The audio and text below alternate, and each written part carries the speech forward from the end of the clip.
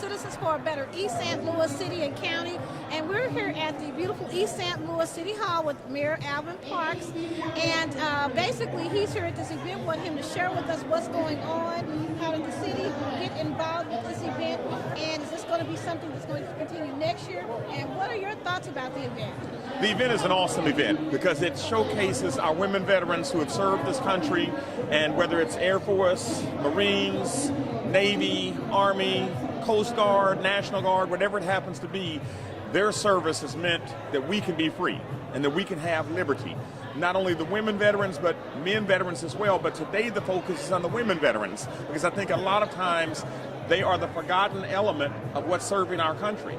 So when we can host this at East St. Louis City Hall, it basically lets them know that East St. Louis is right there with them. However, we need to be supporting our United States Armed Forces. We need to do that, whether they're currently serving or whether they have served. Okay, wonderful. And you've heard it right here from our own Mayor Alvin Parks. Do you have any women veterans in your family? I certainly do. I have a cousin who was a United States Marine. Are you talking about women? Yes, women. Women veterans. I have that cousin, Sharon Adams, who served our Marine Corps for about 25 years.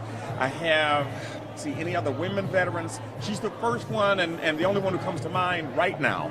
But I will also say that I've had several men in my family who have been veterans, including my father, who was in Korean War from 1952 to 1954. So one thing that we have is a real keen appreciation for those who've served the armed forces because, again, they are there fighting to make sure that we can be free here in the United States, free to have our education, free to pursue jobs, free to pursue the American dream and life more abundantly and all those kinds of things. And one of the things that we're looking to do is to make sure, coming back to this event, hopefully this is the start of East St. Louis being seen as a place that women veterans know that they can be served, find a place of refuge, whether they're looking for a job, whether they're looking for any other kind of educational opportunities, quality health care, child care, things that really matter to women matter also to women veterans. So we need to make sure that they can assimilate into the civilian life again and really start to pursue life as we would like to see it be had here in the United States. One of the things we're pursuing right now is to provide a homeless shelter for those women veterans who may need that either temporarily or a little bit longer term.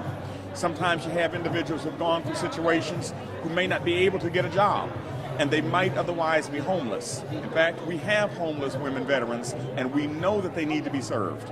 There's simply not enough of those kinds of facilities across the United States. We should be able to have one here in East St. Louis, and we've got a couple of locations in mind right now that we need to pursue.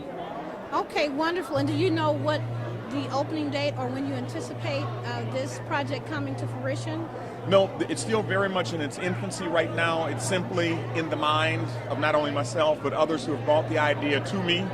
We've begun talking, I will say, with Southern Illinois Healthcare Foundation about the possibility of using the old Kenneth Hall Regional Hospital, which, as you know, is currently empty. And it's a big 5-story, solid as a rock, solid as Fort Knox kind of a building that we need to find a quality use for. It's not to say that a shelter would be the entire facility, but it is to say that it could be part of the facility, maybe 50 beds, maybe 100 beds, but it's a place that could serve as a great location for a women's shelter. It's not the only location that we have in mind as a possibility, but that's certainly one.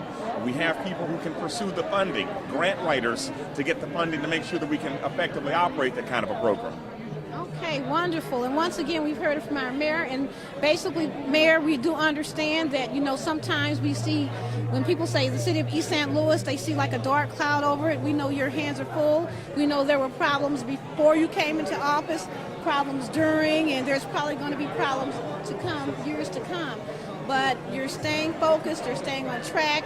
And once again, like I say, it's just so many things that everyone needs to work together to make happen. We appreciate what you're doing as the mayor. We thank you so much. We know you have a lot going on today, and thank you for this interview. Thank you so much, Philomena. Okay, take care. All right. Okay, goodbye.